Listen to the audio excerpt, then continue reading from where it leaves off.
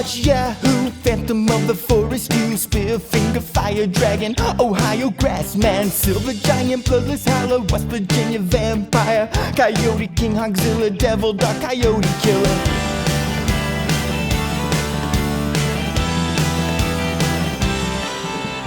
Cave creature, Mothman, Smoke Wolf, Lizard Demon, Ashman, Grafton Monster, Cow-killing Bastard, Shadow Creature, Dustman, Cherokee, Death Cat, Wild Man, Great Fire Rape. What else do I have to say? Steal yourself some chicken wire, and I'll get some lumber. Catch the Thunder Brothers. Don't you dare get out of the golf cart. We can keep our big seats while we hunt the big feet. Snarly Gastro Team, Red Island Bear Beast, Silver Giant, Squalling Savage, Black Wolf was kind of average, Stone Giant, Raven Mocker, Midnight Whistler, Wampus Beast, Wawa Woman, Ohio Grassman again. Technically Huckleberry Wolfman or Wolf County need to find the axe again if we hunt the Lightning Man. Webster's Werewolf, Daily Howl, Kentucky Hellhound, Little Girl, Headless Horror, I can't take it anymore. Steal yourself some chicken wire, and I'll get some lumber. Catch the Thunder Brothers. Don't you dare get out of the golf cart. We can keep our big seats while we hunt the big feet. This here's BIGFEETS, the only Mountain Monsters watch-along pod... Hold on. I'm getting an update. Sons of Appalachia, the spin-off show with Buck Huckleberry and Wild Bill, are now doing rewatches of their own episodes. We are no longer... Oh, wait, no. They're Sons of Appalachia. We're still the only Mountain Monsters watch-along podcast. But, crucially, it will be illegal for us to say that once we get to the Sons of Appalachia episodes. They beat us to it. Boys. Fair and square. I'm Robert Brockway. I'm coming at you just like I always do. Soaked in piss, sparks shooting from my penis. Sean. Thank you for leading me in. I'm Sean Baby from the internet. One cannot imagine the sad but sometimes humorous confusion that can result from using doubles. One such incident involves Priscilla McDonald of Canon Pictures. During a Showtime promo interview for the movie Bloodsport, the Canon feature film based on my experiences in the Kumite Championship, it took the reassuring presence of Jean-Claude Van Damme to convince Ms. McDonald of something as simple as my identity. At an earlier instance, she had interviewed my double while I was clandestinely abroad. He had alienated her to mask his true identity and to prevent my possible exposure. And I am New York Times bestselling author Jason Pargin. Clones? Frank Dukes used clones Ants? to help producers of the hit film Bloodsport from recognizing him or knowing he belonged on set. I'm unclear. But the clone did an interview and intentionally alienated the reporter so that interview has to exist out there somewhere, right? Is there a video of this? Okay, let's stop what we're doing and go find that video. This is what I'm saying. Nothing else matters. Your worry is always like, we would have one podcast to talk about this book. No, we have to dig up a clone interview now, man. Like this, there is a world. There is a whole lifetime lived of just pure lies. If there's a nugget of truth to that story, I think it's that no one knew who he was and he almost got kicked off at the set of a Bloodsport rap party. I believe he alienated that reporter, and I also believe the only excuse he could think to come up with was that was my clone. Right. I was overseas on a spy mission. Yeah, this was all part of our master strategy. When my clone drunkenly sexually harassed that reporter, that was to save the country. That was to keep her from falling in love with me. I can't have that when I'm overseas. Not the real me. You can't fall in love with a clone? Oh, it's so easy, though. Just one of the many problems with doubles. We're a Mountain Monsters Watch Along podcast. Before we get to that, Jason, where can people find more from you? I'm a social media influencer. I have the same job as that one weird guy that's now all over the feeds, the frame mogger guy. Yeah, he's frame mogging. whatever his name is. I don't know. I can't keep up with what's happening. I just know that I have the same job as all of these people. I am Jason K. Pargin on TikTok and also Facebook and Instagram and all of those sites right now. I have 2.3 million followers watching my short videos that I do every day. It is a surprisingly taxing job, and I know that sounds ridiculous. It is very tiring. I am extremely old. That does not sound ridiculous at all. I can't even look at social media without feeling like I drank from the wrong grail. It's just it's such a life-draining experience. I can't imagine anything more difficult. We salute your sacrifice. Thank you for your service, I guess. Thank you. Sean, what would you like to plug today? I'm a boner maxing influencer, and I write for a comedy website called 1-900hotdog.com. It's how we pay for this website or this podcast. Go to patreon.com/1-900hotdog. Thank you, Jason, for the nod of approval. And Sean has children. He has to know this slang because that's what his kids are saying to him every day. Yeah, hey, my daughter. Dad, we're mog maxing the. Yeah. She snaps her orbital bone with a hammer all day long to like bone max her face. Yeah, it's just what kids do now. They shatter their bones to look more handsome. Do you think like when you just issued your plug there, like the influencers are doing the same thing? We're like, what the fuck are these hot dogs? They're writing comedy? How do you what do you just write? You write ha ha ha? Like what? Yeah. I don't understand what they're doing. I can't forget mine. I am legally obligated to promote my new book. It's called I Will Kill Your Imaginary Friend for $200. It's out now. You can just go buy it wherever you buy books or drugs or whatever you do. It's somewhere. Apparently it's good. I was trying to tell you this. I did not believe you. I wish I had listened. I wish I hadn't destroyed my life and all of my relationships with threats and blackmail trying to sell this book when I could have just been like, I wrote a good book, go check it out. But like that's way easier than what I was doing. But it's sometimes, okay. Hold on. Sometimes I listen to previous episodes and I never mention that I read the book, or because Sean's always very kind and supportive and is always like, yeah, I read it. It's actually really good. Guys, I have a blurb on the back cover of the book. There's a quote from me. I have read it. It's just it feels gratuitous to have two people compliment it. But I gave a quote for the book. That's true. Most of my quotes were too filthy for a poll quote, and I understand why you didn't use them. And yet it does hurt my feelings every time you don't follow up his compliment with one of your own. Like, I can't believe.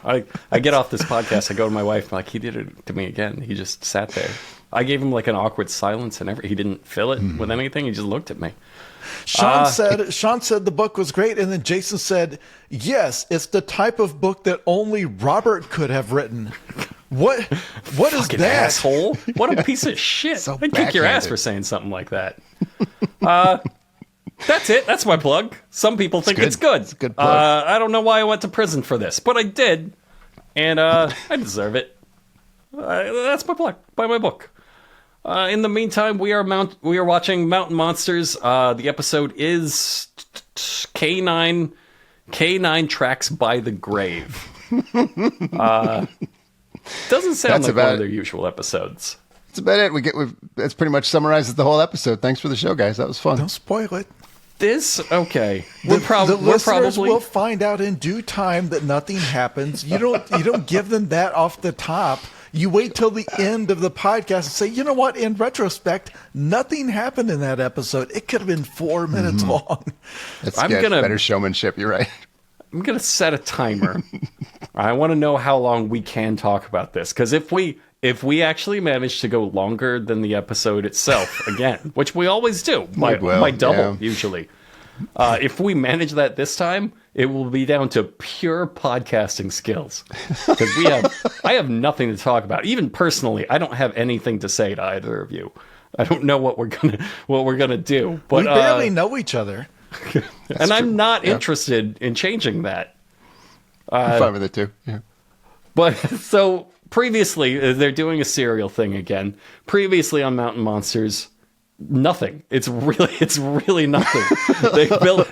They built up that whole insane hillbilly video game quest by puzzle masters, multiple puzzle masters, and simply forgot to finish it. They're gonna hunt. They're hunting wolves now. Now hold on. Ordinary wolves. I feel like that's wrapped up, right? They met people who found wolves, and they found the ancient remains of that tracking device from the scientists who were tracking wolves. Done. Oh, okay. Right? First of all, few listeners out there, we do hear your criticism, and we are aware. We see the comments. Like there's no. Both of these guys know exactly what I'm talking about. If I stopped right now and just asked them, they would both know. Which is the fact that, and there was, for example, there was an essay in the Atlantic yesterday, the 12,000 word article about the Big Feets podcast, complaining about specifically that we always focus on the negative. Right. That I constantly harp on the fact that they will point their guns at each other's heads, but do I ever point out all the times when they don't do that?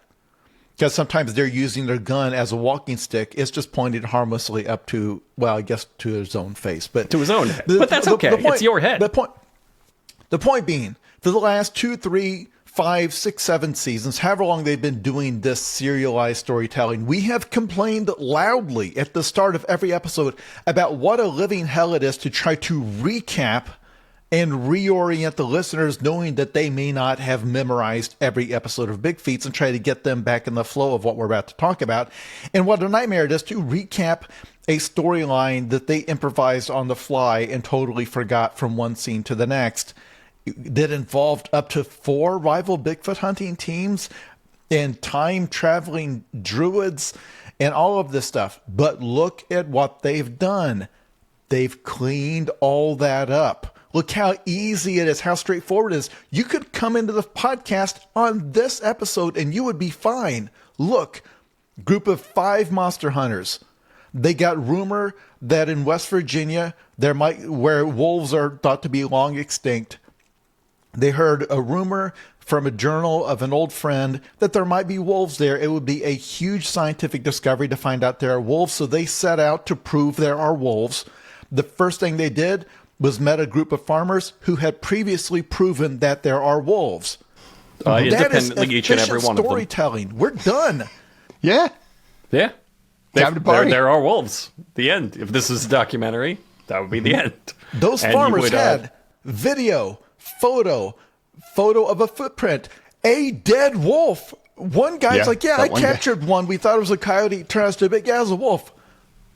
You're not getting, there's nothing else you can get. But did you get a cast of a footprint?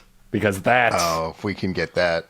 Yeah, that's the proof that we need. If they run across one of those footprints today, surely they will get a cast of it and have the one thing they don't have. That's all that's left. There's a reason to watch this episode. Don't sit here and start the podcast saying there's the only reason we watched it is because we had to. The only reason we watched it is because we had to. It's 100% true. Yeah, I second that. But let's explore what we mean by had to. For what? To what end? History, Jason. What is anything, really? Let's take a step back even further. One day, why any of this? Why the struggle of man? No, legitimately, one day this will be gone from the internet. Like, it's disappearing. And there's another merger for the back catalog of Mountain Monsters. That's involved the whole Warner Brothers merger, Paramount, Netflix thing that's going on. If either one of them get a hold of this deal, they are not going to know Mountain Monsters is there, and it's going to disappear. Maybe not every season, just the first several seasons have already happened, so that you have to start on season 3. This, we are actually preserving history. Now, if the question is, does this deserve to be preserved? Absolutely not. Of course not. But we're doing it anyway because... Shit, don't ask me that question. Why did you ask me that question? All right. But we're wasting time. We got to get going on this episode. We're wasting precious minutes. Right. God damn it. It's going to be the shortest episode yet. All right. We open with Willie and Wild Bill. You sure you don't want to talk more about why we're doing this? about like in the grand? Why are any of us? Let me say this. This opening shot. They've got high definition drone footage. They've got they've got overhead beautiful landscape shots. That's new. This opening sequence looks like a real TV show. If you had never seen anything of Mountain Monsters before, and this was your first impression of it, it would look like a real thing that's supposed to be on TV. Now, that illusion would not persist for very long, but it looks noticeable. This is probably like the third iteration where they've noticeably upped the cameras they're using, whatever they're doing, that you can just tell it looks different. Yeah, no, it looks Trap better. is a downgrade. They are building the most rickety illegal wolf cage. It's just a jungle gym that an 8-year-old will die on someday. It's nothing. It's a wooden box. Let's not fancy it up. It's a jungle gym implies, I don't know, like curves or something. You're right. Yeah, that implies some sort of an activity you could do other than just die in the wire. Like a slide. It doesn't even have a slide for the wolves. They're going to be so bored. Yeah. I would put a wolf slide in there first thing. Because remember, this is a multiple wolf trap. The plan is for all the wolves in West Virginia to come into the trap at once and then trigger it.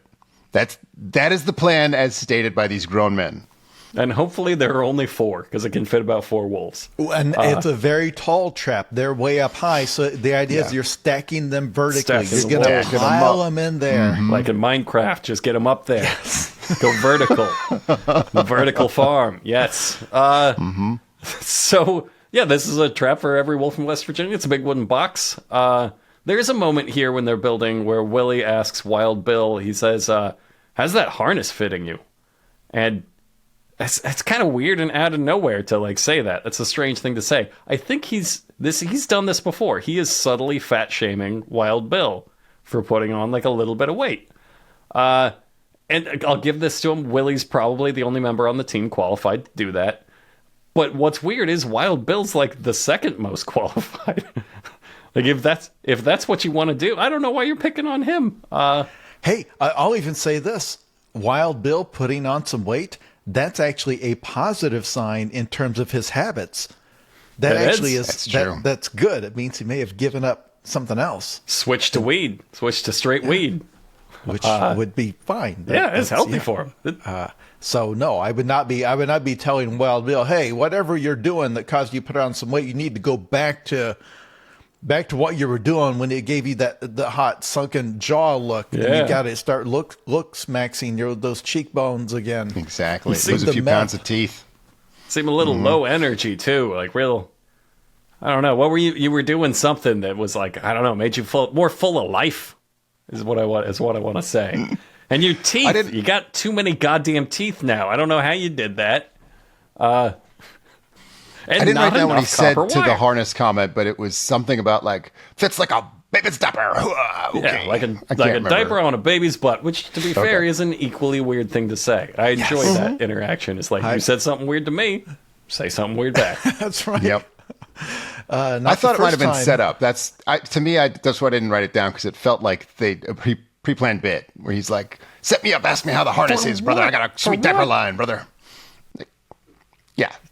This episode is actually, next couple of episodes are actually full of pre-planned bits that don't always work.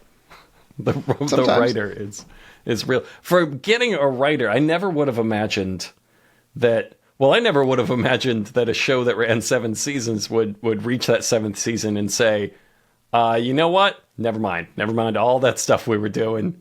We're just going to take it from episode. This is episode 1. Everybody, welcome. I've never seen that before. That's amazing that they just reset and they're pretending like none of it ever happened. But I also never would have imagined that getting a writer on board to steer the improv would make less happen in the show. Like the writer is just doing bits. You're like, you're here to make them do something, man. It can't just be bits. But yeah, it pretty much is. So they're up there, they're up in the trees building their trap when they hear, I gotta say, the fakest monster growl yet. Like, yeah. So you don't think it's that same lion roar wave from? No. Okay. It's not like. it's more of a bellowing kind of sound than like the roar that goes up like the lion. I think this is from like a battle cat toy. I think there's probably one that you could press a button, and That could be. and it would just go rah rah rah rah rah rah. Does this roar like ever come back up? Do they ever think about this roar and like ponder it or incorporate it into like their activities? I don't know. Just keep it in mind. Keep it in mind that they heard an impossible monster roar out here in the woods while they were looking for wolves. It's just something to consider. Well, they do rappel. Give them some credit. They rappel down. They decide to go after it. And Wild Bill gives a little testimonial here where he says, "Me and Brother Willie was up on the trap working on up there. All of a sudden, damn big loud ass butt butter. It's so damn loud it rattled family jewels." Willie had a way less sexual way of putting it, though, because he said, that thing sounded so deep-throated. I did not have that as my quote of the episode. I figured. Okay. And weirdly enough, I didn't have a loud ass butt butter as my quote of the episode either. That was a contender, but yeah, I didn't have that either. I'm not sure what he was trying to say there. And the way he I tried to emulate his pause because he does pause after he says "but better," and he just freezes and it's like, "What the fuck did I just say?" I gotta say something else. I can't just let it end on that. So Willie has found some slightly disturbed leaves in no particular shape, and Willie says something sure made a mess out of these woods. And Wild Bill says, still not recovered from the mistake he just made, he says, I'm not real sure tain't made a mess in my drawers. So Bigfoot crapped your pants? It made a mess of what he doesn't know what's going on. He can get back on that meth. He's a disaster. So Wild Bill decides this can't possibly be wolves. There's something else out here. And that's probably it. That's our contractually obligated Bigfoot mention. You can imagine that's a Bigfoot. That counts. Tell the lawyers. Tell the lawyers. We get the funding. We cut to that night, and Wild Bill says something I didn't bother to transcribe because they're doing it now on purpose as a joke. He says a bunch of gibberish. And Willie looks at him and goes, "Is that English?" And it's real sitcom-like. And you don't... Last scene, he just said a bunch of shit nobody understood. You don't need to do this with a wink. He'll just do it. Yeah. Also, the funnier bit is if you immediately understand. It's like Chewbacca. You just immediately understand everything he said perfectly. That's a much funnier joke than bringing everything to a halt and saying, that didn't make any sense. This seemed really fake, but it also kind of caught me off guard because he did say gibberish and there was no subtitles. I'm like, what did he say?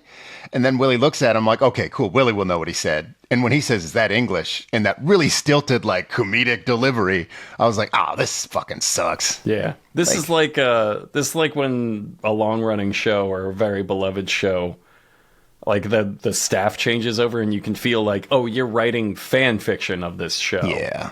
You're no longer writing the show. That's what this is. Mountain Monster fan fiction. That's dire. Okay, but to address the complaints about us only focusing on the negative, look at how this episode is opened.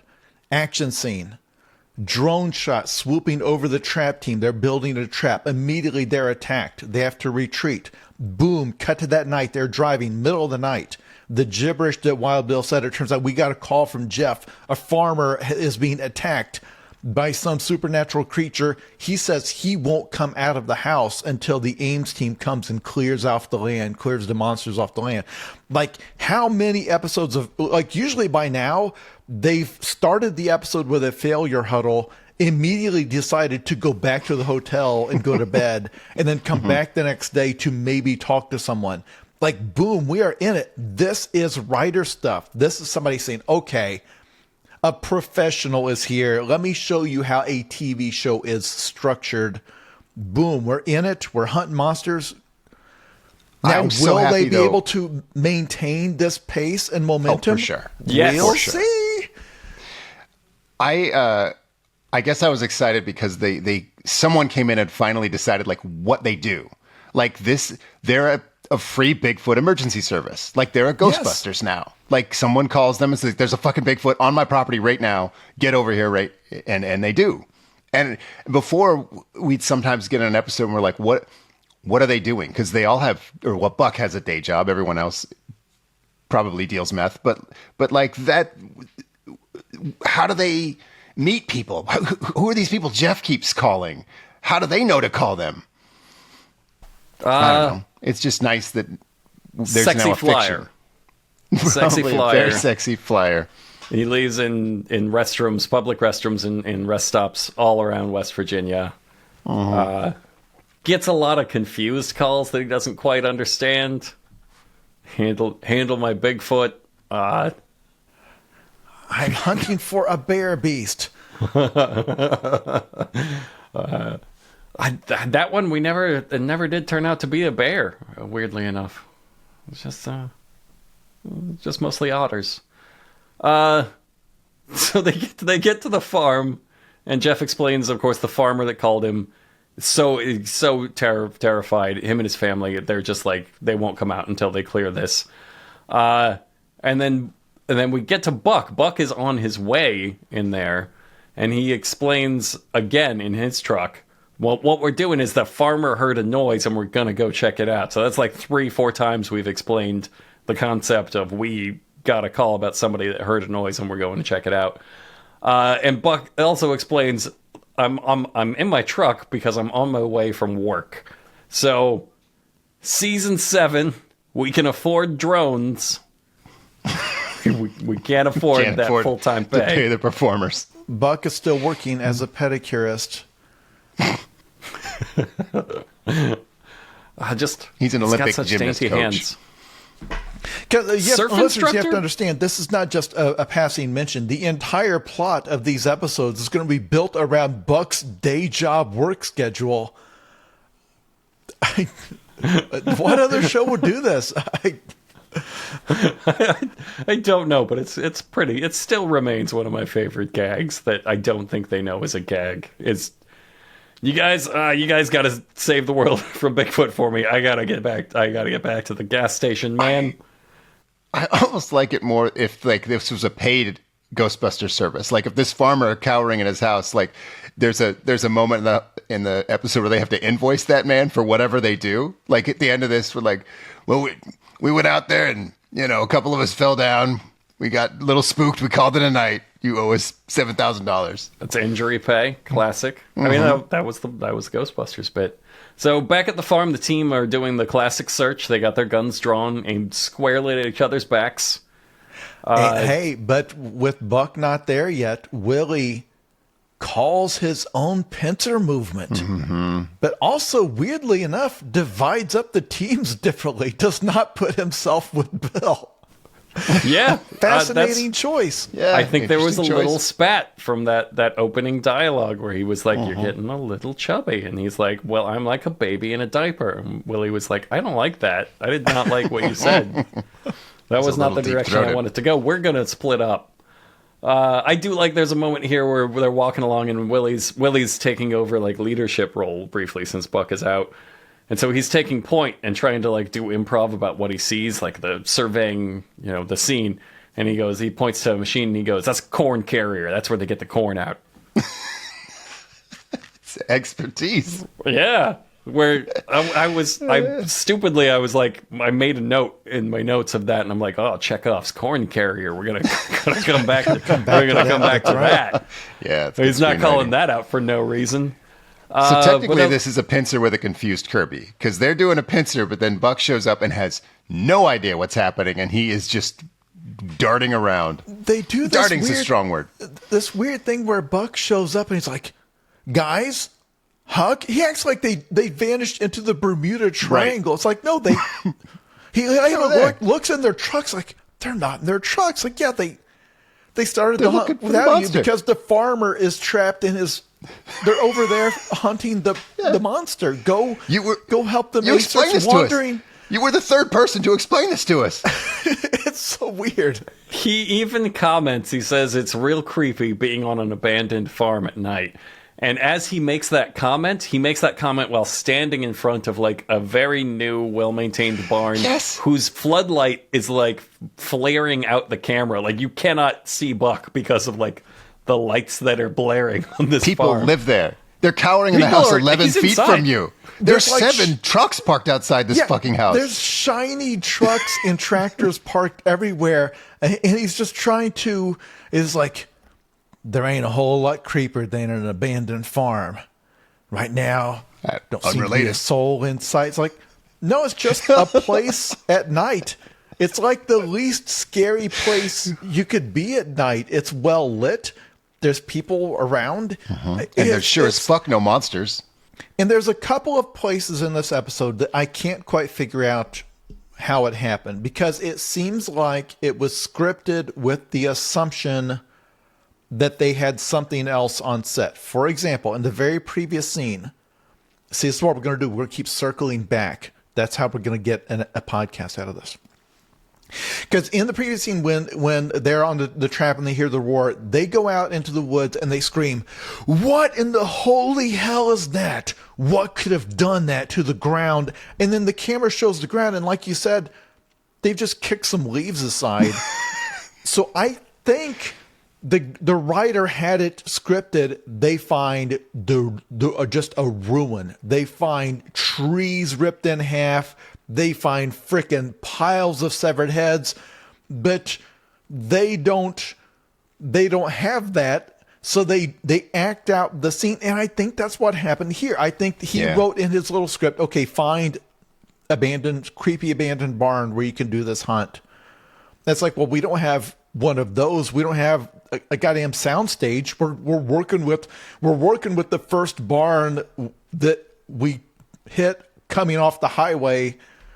That's it. This is where we're shooting it. And so they just read the lines with that this guy, this writer thought, well, this is freaking on, Discovery Plus streaming.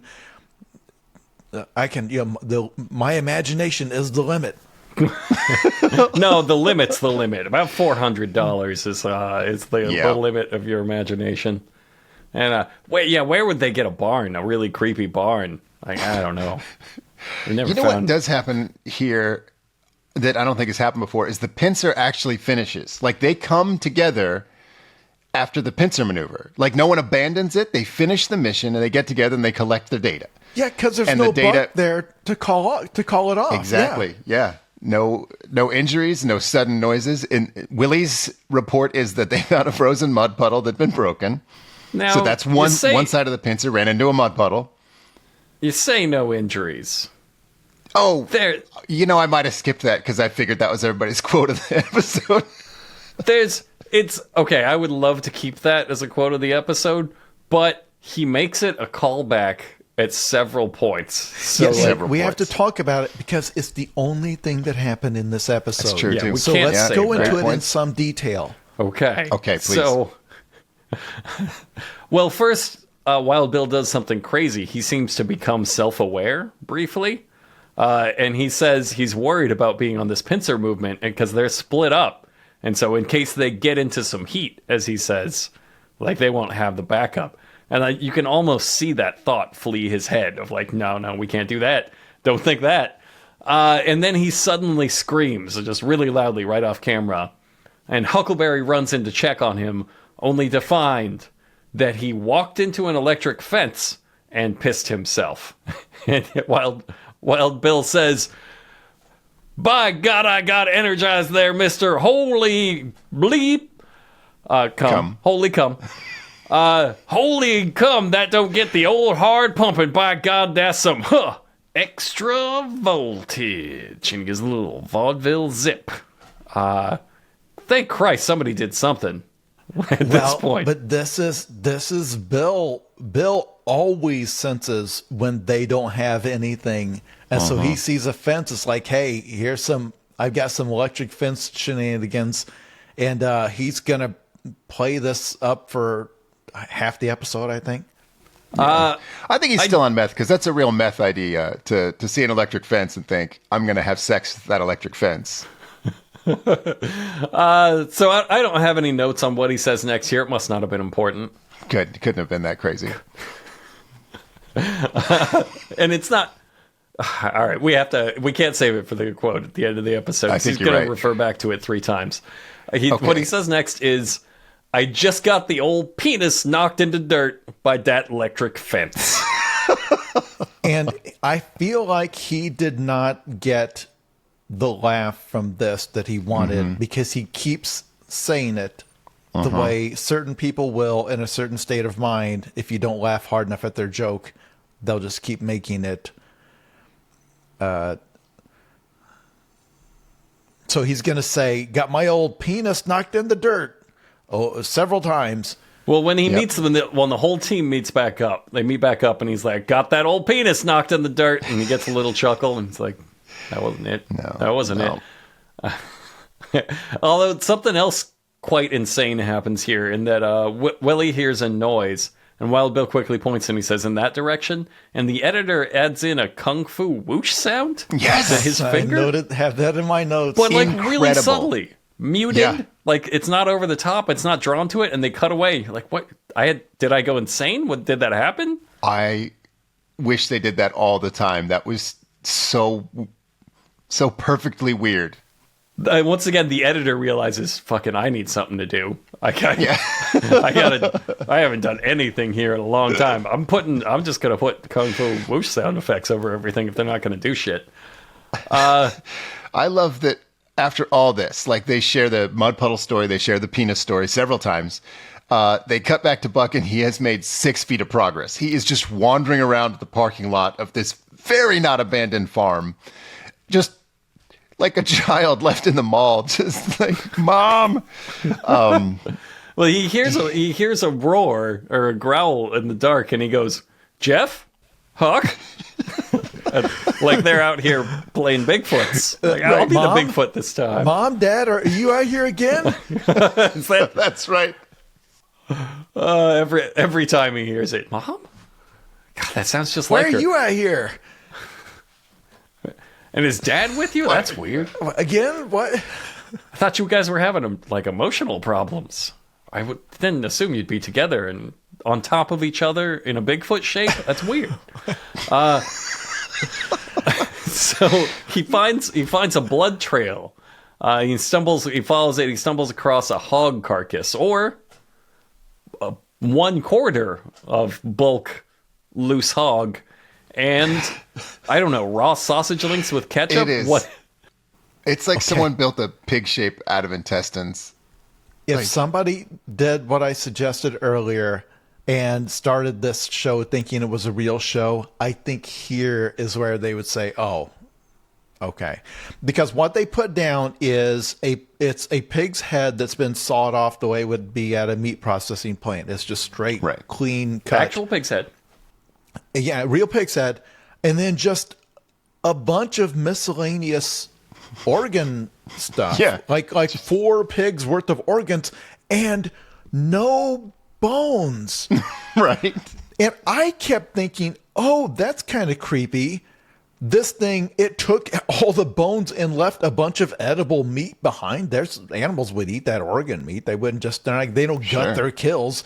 It's like that's actually kind of creepy as hell. I've not even seen that in a movie. It perfectly cleaved off, it sawed off the head, ate the bones. We got a bone drinker out here. They never comment on it because that was the closest they could get to a pig carcass. It's like, well, we got a head and I got some guts. Like, yeah, just guts. throw them Spread 'em down out the like a shape pig. of a pig, I guess. I don't know. That really didn't work out well on Jeff's flyer. Have you seen the bone drinker? Call Jeff. It's like a 90s Lady Gaga dress. It's just like, it's just weird. It's weird and nothing else. No, It's Sean not, it's not right. weird It's- on purpose. They were trying to just say, Yeah. "Oh, it's a pig that's been mauled by an animal," and it's like, no, it's not. I've seen you do better in the past. I don't know what happened here. All the skin was gone, and Sean's right. They just laid out, I don't know, 80 pounds of intestines in roughly the shape of a pig. And they're like, that's what a pig is, right? Once you take the skin off, it's all sausage. It's just sausage all the way down. it's crazy. Buck, what's even funnier is Buck does like a quick visual autopsy of this and says the lungs are missing. That's what you noticed? Yeah, he's like, well, he found the lung blood. He found the bubbles in the blood. He's like, oh, that's lung blood, which is, again, canon in the show to find the lung blood. But then he's like, oh, but there's no lungs. There is no fucking way you could look at that pile of organs and say, hold on. No lungs. 7 kidneys, 1,400 miles of intestines. There's lots of things missing here. That the lungs are the least interesting thing that's missing. I've got a lung muncher. Apache lung muncher. It's weird that he took everything else and the lungs, and he specifically didn't like the sausage. The sausage is the best part of the pig. He left 80 pounds of sausage here. I kind of liked that there was no lungs. Freak. Ate the skin and the bones and the lungs and left everything else. Yeah. To eat only the lungs and the bones and the feet. It's so weird. It's such a great like monster thing, but I feel like around it. They can't use it. Like they could have used that. Like this is the weirdest kill I've seen in my life. Yeah. This thing is a freak. We've got a true pervert out here. They sort of okay, well, to be fair, what they do is the opposite of that. They do what you said, but then backwards. And what they do is the two teams have met up, so everybody's back together now. Buck tells them, come over, I saw this kill. And they all look at it and they say, well, this isn't a wolf kill, because a wolf kill would be messier than this. What? It would be messier than this? What's happened here? They decide this is too neat and precise of a kill. It was very deliberately placed there by like a real amateur set designer. I like how Octocide's whatever ate a pig like this is one big badass monster. Like he's taking all of the identity out of it. He's just like, oh, obviously, whatever did this is big, not a fucking lung pervert. But here's what matters to set the scene, because finally, Buck has arrived to start the hunt. He just now, like they are now finally all together. Buck has pulled up, finally found the rest of the team. The creature is growling. They said it's like right over there in the woods, right next to the woods. So finally the team is assembled. Their creature they're hunting is right over there. Time to get the hell out of there, man. We gotta get out of the here. Hotel. Job done. There is one thing. He says the monster's right over there. And then Wild Bill's response is, I got electrocuted in the old penis. Now that Buck's here, he's like, this joke is going to land. I don't think they realized how genuinely funny this was, because they reunite and they're like, my God, what could have done this? And then Bill is like looking nobly, proudly off, and there's like a moment of silence, and he just goes, I got electrocuted in the old penis. And then they laugh as in, standard whatever, but like, God, that Buck's was out of nowhere. Is pretty natural. He says, you did what? And then Wild Bill says, and I quote, I got electrocuted in the old penis. Just really, it's got to be the old penis. By my count, that's the 4th time he said those exact words in this episode. I think that's like the theme. That's like the theme of this episode. By the way, can you imagine if the writer wrote it, every line of that every time? It's like, and then Bill again says, I got electrocuted. It's the comedy rule of 4. I got electrocuted in the old penis. They're trying to get a catchphrase happening for him. Just every episode find a way. I'm going to get it on a hat, for sure. I'm going to get it on a thong panty. Electrocuted in the old penis. So then, but they abandon all of that. They do not take a photo of the hog. They don't take any of it with them to examine, because that's not still going to be there the next day. Dogs and stuff's going to come eat it. They're like, nah, it's legitimately like a laugh moment when they're leaving and the cameraman pans down to the kill and then back up, as if to be like, wait, what the fuck, guys? You don't want to take a picture or nothing? There's so much monster DNA on that.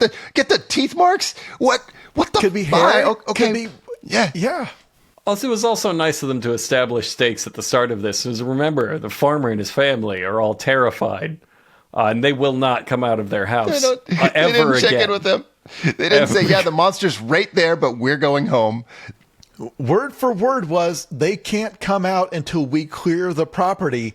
They definitely did not do that. Like they don't even give lip service to having done that. They found a dead pig. It's like, wow, this thing is really deadly. Imagine if you were a person, like if it did that to you, man. All right, back to the hotel. Bye.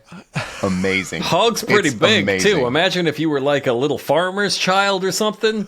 Just no problem. Just it would take your skin off. You'd be nothing but intestines. Bones are gone. It would have taken 1 second to say, we got to tell the farmer to get the hell out of here. Like, you don't have to show it. Just say, like, it's not safe here. You don't have to cast the part of the farmer. Just send him a text. Hey, we got a bone drinker out here. Get to a hotel for tonight. Classic. It's going to take us a while to clear this up. Mm-hmm. Yeah, no, he's right next. They forgot. Right nearby. We're just there's a whole electrocuted penis thing. We don't want to get into it. You're electrocuting your penis on my property where my kids are? No, they gotta go. We open on the Is that next why day. the fence is wet in so many spots? Is this what you perverts in the city do? So it's the next day. They're all crowded into like a sensible rental sedan because Buck's truck is in the shop for repairs. And I guess this is one of the few bits they thought to do. I'm not sure why we're doing this. Well, now hold on, because immediately the fans are going to be asking, the feet heads are all going to be asking the same question. Is this the same car that they had Hillbilly Jigsaw drive away in the season rally? It might be. I can't tell. It was dark because the other one was in the infrared. They kind of blur out the taillights because they were kind of trying to hide the fact that their supervillain drove away in like a Honda Accord, like a 2009 Honda Accord. I can't. This is a Toyota, something they've barely taped over the logo. I think not enough to keep them from getting sued by the people at Toyota. Like, no, you need to totally obscure our logo. But no, I don't know. But otherwise, I can't tell. Do you think they gave him this car just so they could do the 34 minutes of comedy bits they're about to do? Okay, absolutely. There's one of the bits I liked. Again, well, let's try to do your thing and say some positive things. Huck says, y'all got to quit moving around so much. You're sitting on my nuts. Didn't like that part, but you're sitting on my nuts. On my nuts. They've been so. Can somebody draw me a picture? Somebody in the comments, can you already draw done. a diagram? It's in your email. What he's okay. Well, what I liked is Jeff's response to that. It's not a quip. He just starts wiggling with delight. He's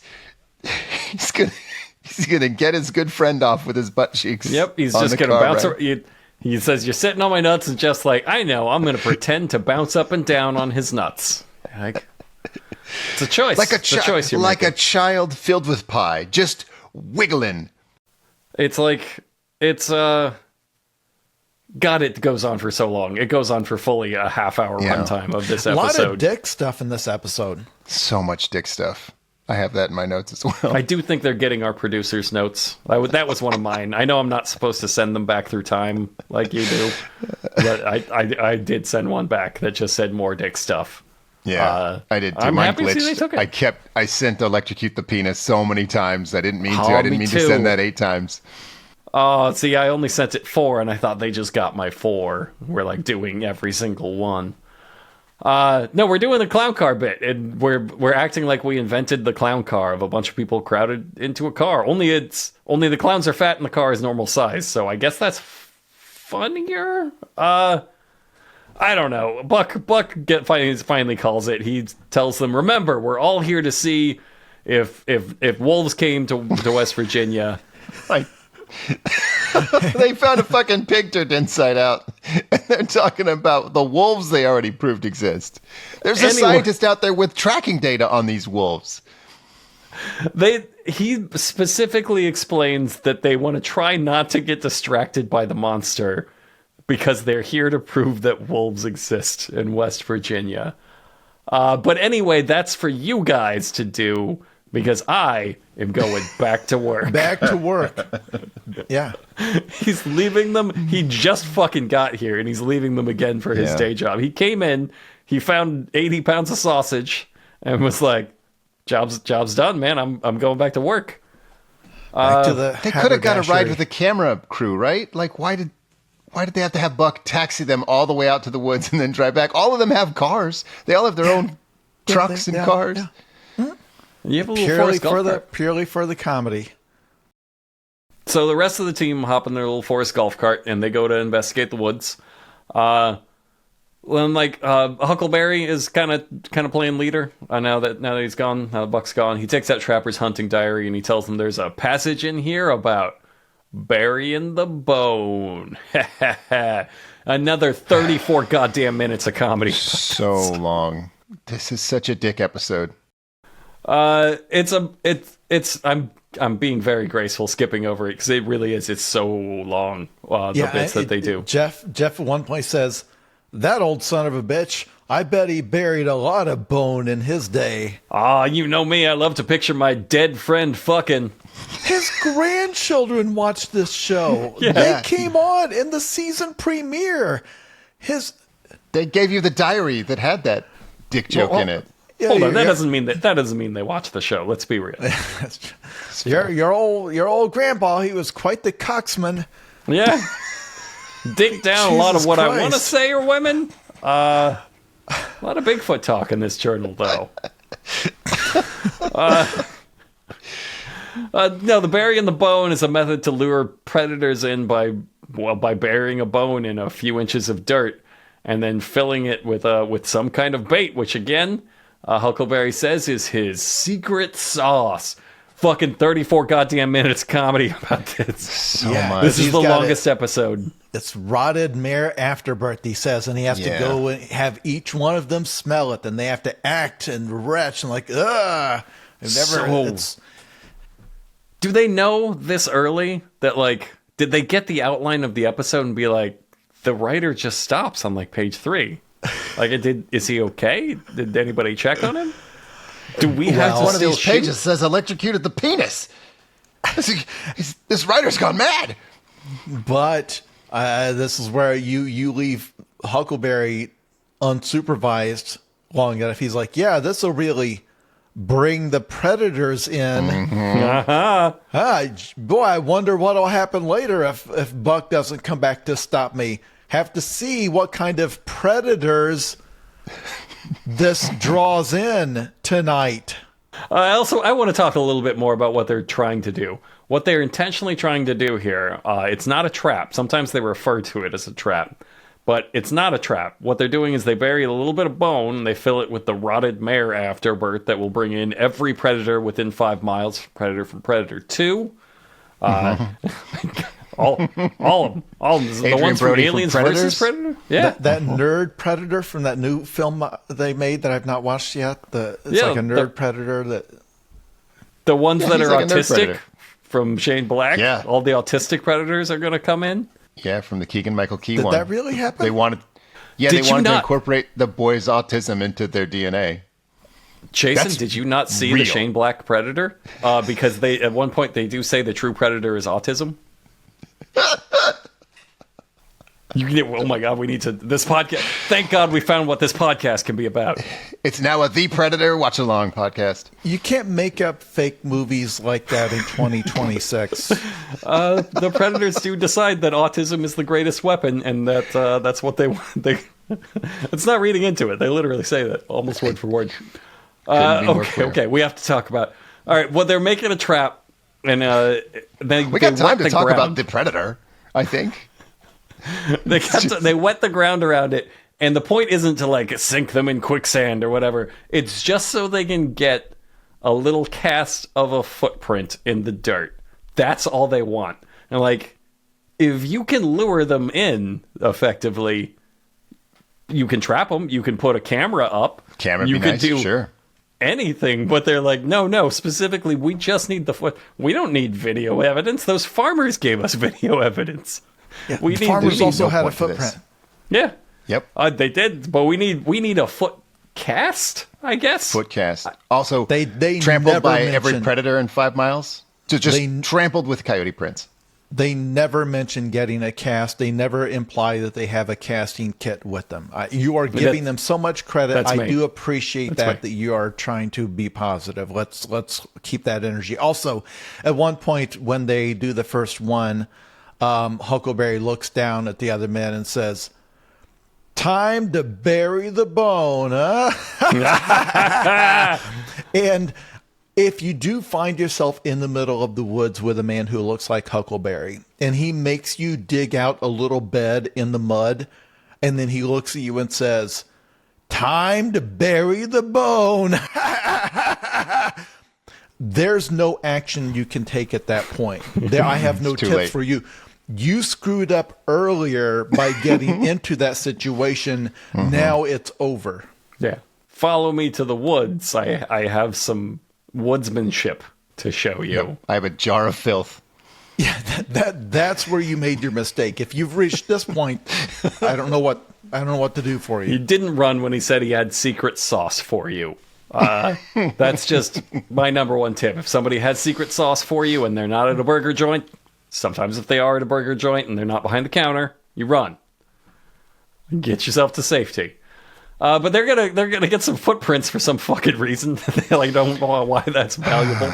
So they build several of these little footprint catcher traps, and they decide they have to build one more down by the river. And so Willie and Wild Bill go down by the river, which is just down this little hill, down kind of a muddy embankment, like 4 or 5 feet.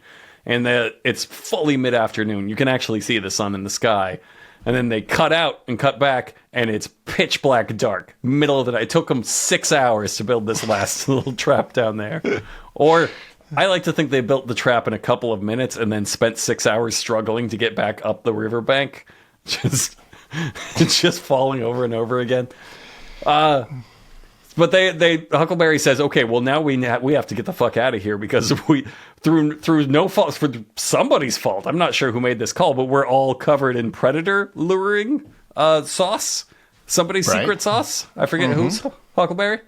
So they have to get the fuck out of there now that it's dark. And then Jeff spots a gravestone just literally right behind him, like a funny distance behind him. Considering that he's been standing here for 6 hours watching them fall down a riverbank over and over again. He just now noticed. He's like, is this a gravestone? And he reads it and he says, Keeli. Well, that's a first name. Maybe, probably. Why? What's with the sudden confidence? Don't try on confidence all of a sudden, Jeff. This doesn't... It doesn't work for you. Why would you assume that? That's the last of the things that I would assume. They say this is ancient. This must be hundreds and hundreds of years old, but no time to investigate it. We got to get the hell out of here. Yeah, let's get out of here. Again, covered in predator bait. But they all act like they are so freaked out. And Huckleberry's like, there's a mystery going on in these woods. And again, they forgot to have there be something spooky about the grave. A gravestone's not enough. People used to bury their family on their property. That's why it's there in real life. It's not a prop. It's a gravestone they decided to just put into their storyline. I assume. It doesn't look like a prop to me. But they didn't add something weird about it. It wasn't a gravestone with some strange message on it that says keep away, or a steel cage over it it's to keep the body from launching out of it. It's just a grave, and there's that don't make any sense. Why would it be out here? We got to get out of these woods. They just needed something. They needed to add something. Like Keeli. That spells keep away. We gotta get out of here. So we come back. Buck is on his way. They say it's midnight, so he got off work. He's driving out here in the middle. They say it's 120 miles from his job to here, and there's still he has to stop on his trip and pick up the reserve camera crew so they can switch out shifts on the camera crew. You've got shifts of the camera crew, but you can't pay Buck enough to work on this full time. It sounds like Buck's day job is driver. Yeah, he might just be there driving. He might work for Colt as like Colt's chauffeur in the little cap and everything. That's a fun picture. So they're driving along. They say a sudden storm moves in, and Buck is doing his thing where he obviously knows that something is going to happen, and he's trying to fill time until such times it happens. And then he slams on the brakes all of a sudden. You don't want to describe the story? You don't want to talk about the story he was telling? I don't remember what the story was. Sean, do you want to do it? Does anybody take notes? I didn't take any notes on that. It was a story about they were doing a show in Pennsylvania, and they were all staying together, and he heard Wild Bill get up, clomping around in his boots, and he didn't see him, but he just knew in his mind's eye that he was in his underpants. Oh, geez, oh, what the heck? I got interrupted in my story. That's the story, is the time he thought about Wild Bill in his underwear. And nothing but underwear and his tall, sexy boots. Right. That's important, that it was the underwear and he the heard tall, a noise, sexy boots. and he's like, oh, God, I know that's Wild Bill in his underpants and boots. Oh, jeez. Oh, almost hit something. This is becoming my favorite part of the show, is when they know they're scheduling a jump scare, and so they have to vamp to fill, like, because they wanted to interrupt the mid sentence. And here, Buck decides, because the way they did it is like they kept cutting inside the vehicle, covering a part of the trip that normally would not be part of the show. So you already know there's some reason they're showing this drive, because this stuff normally is not part of it. And so you can see him like pretend to tell a funny story. It's like, well, this is what it probably would be like if we actually were all professionals making a TV show. This is the kind of story we would tell. Mm-hmm. But there's a phenomena that I have pointed out off microphone, I think, that I love listening to pro wrestlers tell road stories, because they're obviously such lies, and pro wrestlers are improvisers, right? Like that's their whole thing. And you can see them add dick stuff to their stories, because their road stories are all just incredibly depraved, and it's all somebody's. Then we found him in his room asleep. We all just jammed our penises in his face just to rib him. Yeah. So here you can see Buck is like improvising the story. It's like, it reminds me one time we were doing a show in Pennsylvania, and we were all staying together. Were you? One big in a big house, like the Brady Bunch. We do that. He's like, it's 6 a.m. I hear Bill, clumping out of this bedroom, and I can hear him in his boots, and and I can see he's going. And the story is nothing, but he can't think of where to stop it to interrupt himself with his ghost encounter. So it is like, and I just knew he was, wearing nothing but his underwear. Whoa! And I would love it if the cameraman, after this was all over, when they got back in the vehicle, was like, now go ahead and finish your story, Buck. Yeah.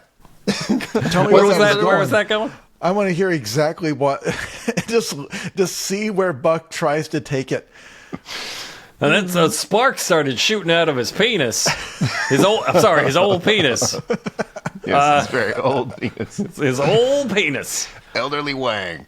So he slams on the brakes, and he jumps out to go check out what he says he saw, and which is a big black dog with red eyes. But he checks the bumper, swears he hit it. No damage to the bumper. No blood anywhere.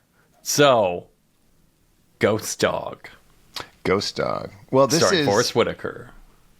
No. This is Black Dog, starring Patrick Swayze. Oh, Black Dog. Patrick Swayze. It's a movie about the phenomenon where truckers get so sleepy that they see the black dog. Oh, wait, can it be a crossover event? Ghost Black Dog. Oh my Forrest God, I love Whitaker, that movie. Patrick Swayze. Trucking through the hood as you see Samurai Forrest Samurai. Whitaker instead of the ghost dog. Yeah. Now, before one of us starts doing a Forrest Whitaker voice, they are going to struggle mightily with what comes next, because Buck is trying to improvise that. I know I drove through the dog. Like there was a dog, big black dog, giant, big enough that I could see it over the hood of my rental car. I hit it. I know I hit it, but there's no impact. There's no dent. There's no dead dog here. It's not possible. Like I know for a fact it didn't just run away or that I missed it. Like I drove through this thing. So he's trying to establish this thing is a ghost. It is not a physical body. Right. So it would be very frustrating if over and over and over again they kept saying, there's got to be some tracks around here. We got to find... It's like, no, if... Make up your mind. If the point you're in... And this is going to become... It made me very angry, but it's fine. It's fine. They're doing their best, but he's trying to establish the thing that I hit was non-corporeal. There's no prints. He keeps emphasizing no prints, nothing, no sign of it. No blood, no damage, fully a ghost. So, like, that begs the question, how would they even fight it? If, like, they hit it with a car, physical weapons won't work. You're going to need to, I don't know, adapt, find its unfinished business, I guess. Like a bone it didn't get all the way through or something, and then... This is that phenomenon as maybe as bad as it's ever been. Like when Huckleberry pretended he was fighting the Predator from Predator, but also in a universe where the movie Predator didn't exist. So he's trying to explain Predator. Like this is worse than that because he's like, it's as if I drove through it, but no, but what could that be? It's like probably a ghost, you fucking idiot. Okay, so Buck is there. Buck is doing a testimonial about this, and he's kind of recapping everything that they've said so far. This is after he's arrived. It's after that night where he hit the dog. He's arrived on scene, and he's doing a testimonial recapping everything we know. But that's not important. What's important is I was right. As I said last episode, it looked like they were doing a green screen in front of their testimonials, and they used it again. Buck is in front of the green screen, and not just a green screen. I checked. It's the same one they did to. I think it was Willie last time. It's the same screen, the same like footage of the woods superimposed in back of him while he is clearly lit by studio lights, and it's fucking crazy. All the woods are free. You're in them right now. Why do you need to do this? It had to have been a pickup. What in the world? I don't know what, but here's the thing. They will use it again. It appears again after this. The same green screen, same footage. I wonder if they didn't have some footage get ruined somehow. If they didn't record it and find out they just like got back home and but even then you could just find a tree in your backyard to go stand in front of. Nobody's gonna be like, that's the wrong species of tree for that part of West Virginia. Well, yeah. they were aware. They knew we didn't exist yet, but they knew like somebody's gonna really latch onto this show and start. No, they'll latch onto the fucking green screen. You're filming this from the Marvel Studios. Why? The woods are free. You're in them. Speaking of which, this is the moment I captured a screen grab of this and shared it in the Slack and. For some reason I do that, but when we come back here, they're doing the pincer. You got two teams, and they did a split screen to show both sides of the pincer simultaneously doing nothing. But it's like no, this is the editor back in the editing booth. Like I got to do something with this. Yeah, I got to sex this up. Just to go to commercial. It was like 24, if you remember 24. It was just like, bloop, bloop, commercial. I just picture them like watching this and putting cardboard between the screens, being like, I can't have the other team cheating off of me. I like a fucking sucker. I was so excited for them to be like, oh my god, how are they going to use this? They've never done this before. How are they going to do the pincer movement? They just peters out. They just like, well, maybe we're not doing green screen. We're not doing split screen anymore. It was never a reason. You never did anything fun. You never played with it. I don't know why I thought there'd be anything. There's no there's no reason why we had to see it simultaneously. It's not like they were simultaneously doing two parts of a heist. A pincer movement that they just kind of petered out. Didn't amount to much. So they do they find a track. They assume they find a track that they rightfully assume is like probably from a coyote, which is like that's a note that we've given a lot that I don't know that they've taken. Where you're like, if you put something to lure every animal in 10 miles, you're probably just not going to get the track of the thing that you wanted. And it seems like they were like, yeah, coyotes came to this one. And there's famously no wolves in West Virginia. I learned that from this very show. So if you call in every predator, you're going to get coyotes. And I think nothing else. Maybe, do you count badgers? Like from the hit film badger? Predator? Of course, you're going to get that. Definitely, you'll definitely get a predator. Little green blood in it. So that's somehow good enough. Buck's like, oh, okay, well, that's good enough to call off the pincer movement and get back together. You've got coyote tracks. You're not looking for, this isn't the coyotes of West Virginia. He literally says, well, I know this isn't what we were looking for, but it's still something. It's like, no, it's not. It's not anything. I love his quote so much. I wrote it down exactly because it's one of the saddest things I've ever heard. He says, well, I'm excited to see those coyote tracks. I mean, they're just coyote tracks, but I think that's still pretty cool. It's a self-awareness that hits him. I've seen coyote tracks before. Yeah, I see them on the trail I go to. Even if it's your first time, cool. It has nothing to do with what you're doing here. It's just like you're looking for a wolf. That was the stated goal. But since then, you have found a fucking lung pervert monster that turns pigs inside out. Like, the mission has changed, and now it's back down to like, God, it'd be really cool. We found some coyote tracks. Yeah. like a fourth grade field trip would be the last time you would be that excited. And even then, you would lose the children if you didn't like, oh, what is this? Is this where it made a kill? No, it's just the tracks.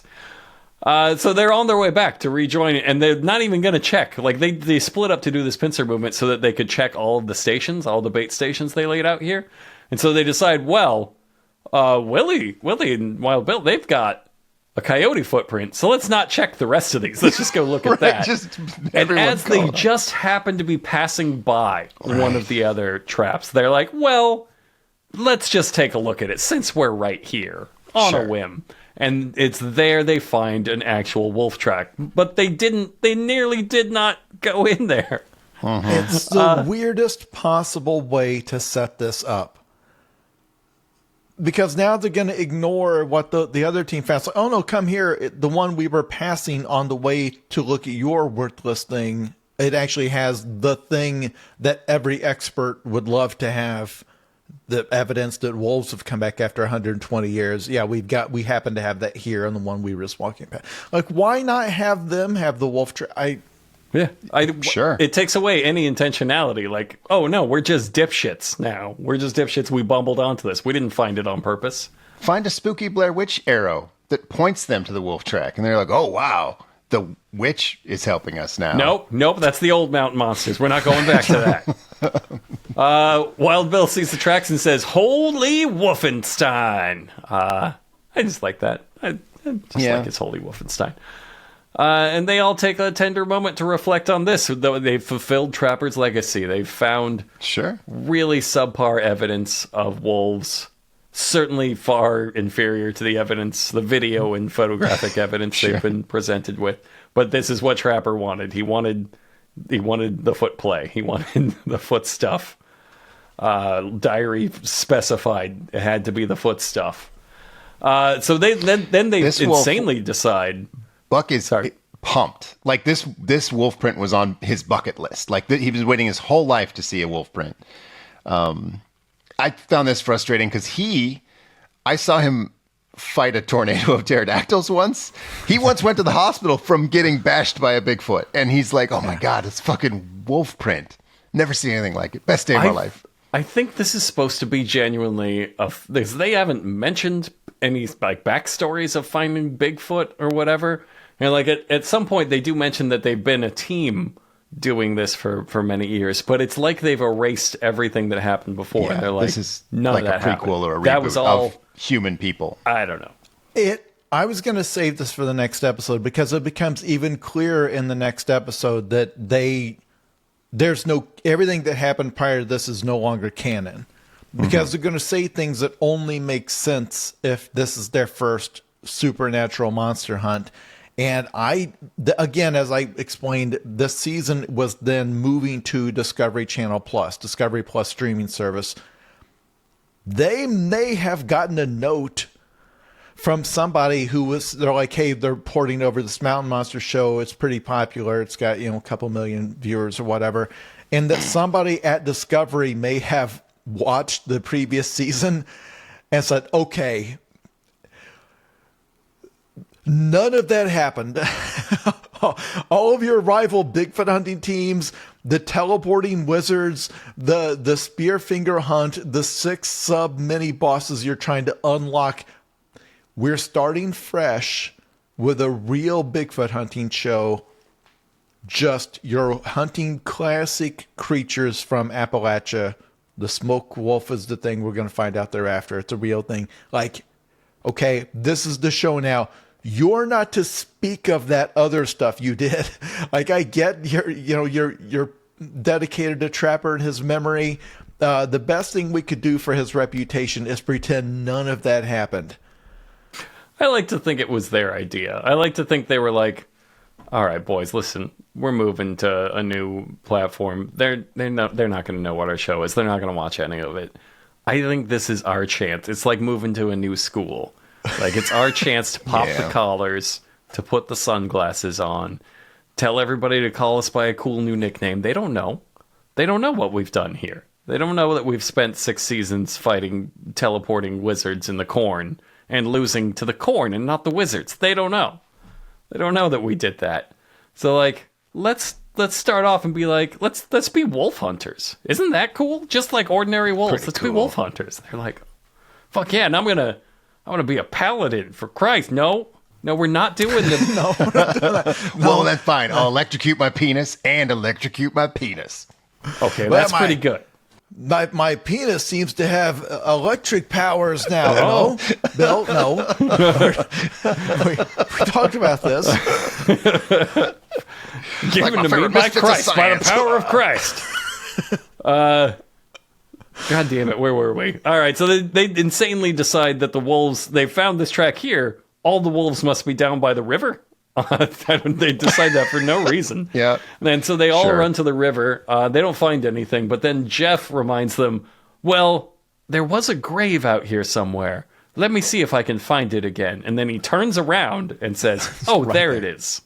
And, like, there are no cuts in this scene. I want to paint the picture for you. There are no cuts. Buck turns around with him, and the cameraman walks around Buck and then points the camera down at Buck's feet. And the grave is right there. It's incredible. Like, Jeff could have said, oh, hey, the grave is here that I found earlier. But he's like, let me see if it's beginning to rain. It's dark. We're at a different spot in the river. Let me see if I can find the old, oh, it's right here. Here it is. So they show. kneel by the grave and they find another print. They find more prints over the grave. This time one of the prints is so big they decide it couldn't even come from a wolf. It's got to be some kind of Wolfenstein, as Bill put it. Yeah. And so this is end of episode 2 of this new season, and this is their first real, like, okay, something supernatural is going on here kind of thing. I'm not counting the ghost dog stuff, because at one point Buck says, I must be so sleep deprived, I'm just seeing things. So they're like, they wrote that off. They're like, no, giant wolf print. And Buck wonders why this track would be by the grave and not one of, like, the bait stations. So he tasks Jeff. He says, Jeff, you've got a bunch of homework coming your way. You got a ton of research to do. So, like, Jeff's back in it. Jeff's back in it, baby. Hey, let's, again, saying something positive. Character arc. Earlier in the episode, Wild Bill runs into an electric fence. He pisses himself. He steals Jeff's piss boy role.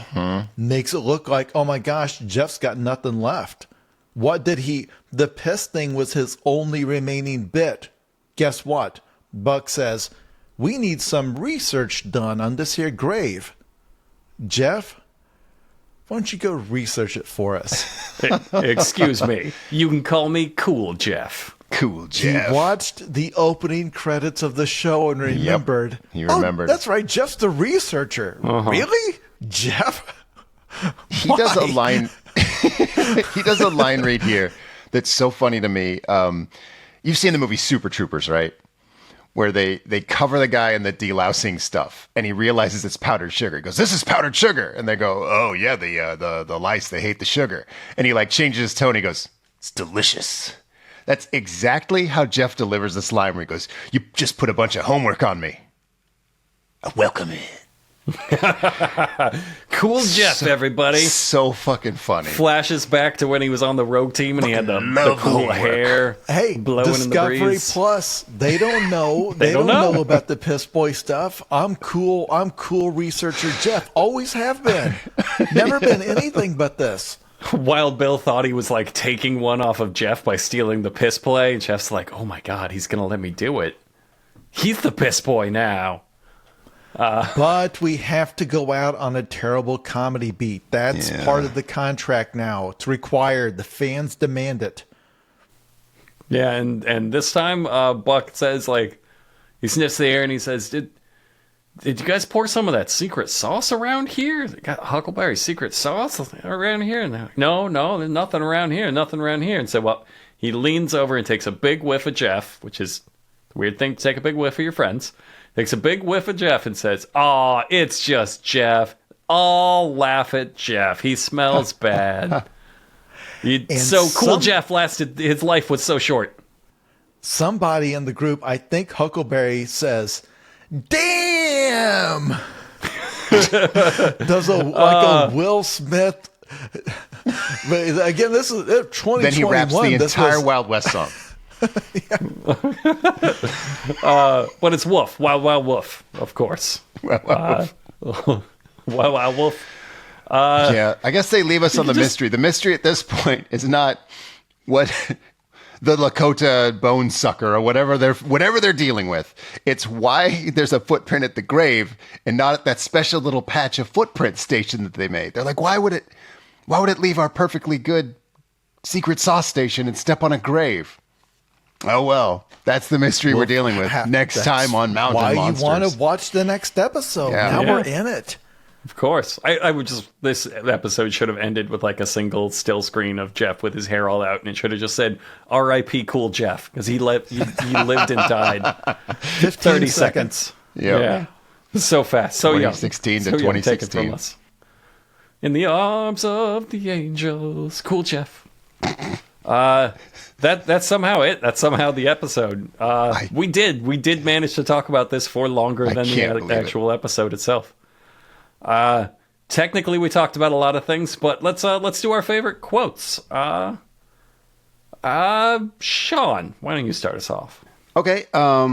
We didn't hit on this one. We skipped over a lot of my notes, but there's this line from Wild Bill where he says, "I just got the old penis knocked in the dirt by the electric fence." He's got the old penis. Grand old penis it is. Jason, how about you?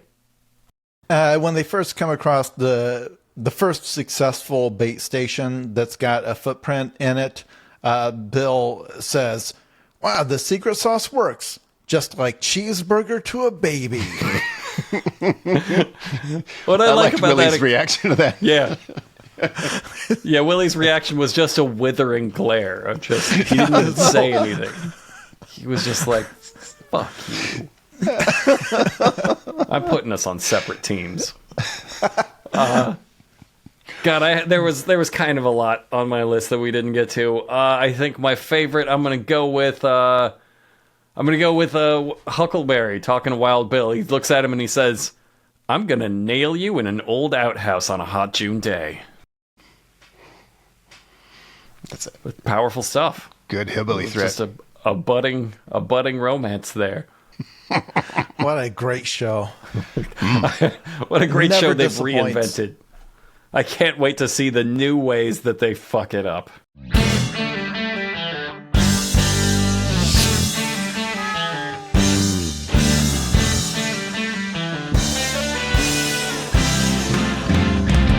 you have to be a Bigfoot feature, you have to open up your mouth.